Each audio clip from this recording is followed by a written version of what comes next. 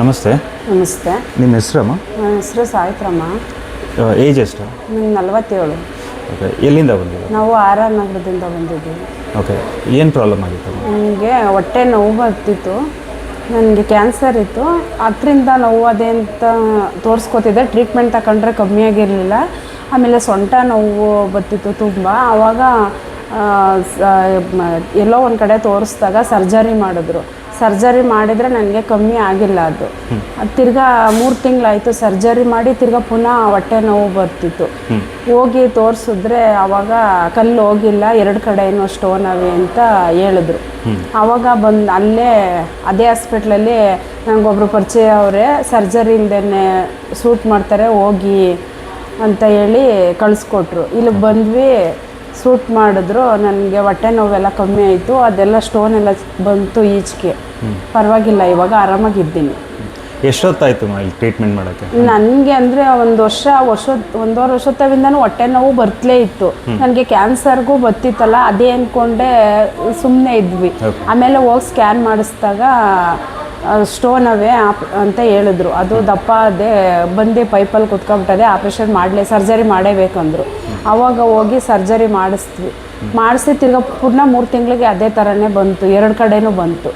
ಆವಾಗ ತಿರ್ಗಾ ಇಲ್ಲಿಗೆ ಹೇಳಿದ್ರು, ಯಾವುದು ಹಾಸ್ಪಿಟ್ಲ್ ಗೊತ್ತಿಲ್ಲ ನನಗೆ, ಇಲ್ಲಿ ಕಳಿಸ್ಕೊಟ್ರು. ಇಲ್ಲಿ ಬಂದು ಸ್ಟೋನ್ ಇದು ಮಾಡಿದ್ರು, ಸೂಟ್ ಮಾಡಿದ್ರು. ಪರವಾಗಿಲ್ಲ ಇವಾಗ. ಇಲ್ಲಿ ಟ್ರೀಟ್ಮೆಂಟ್ ನಿಮ್ಗೆ ಎಷ್ಟೊತ್ತು ತೊಗೊಂತು?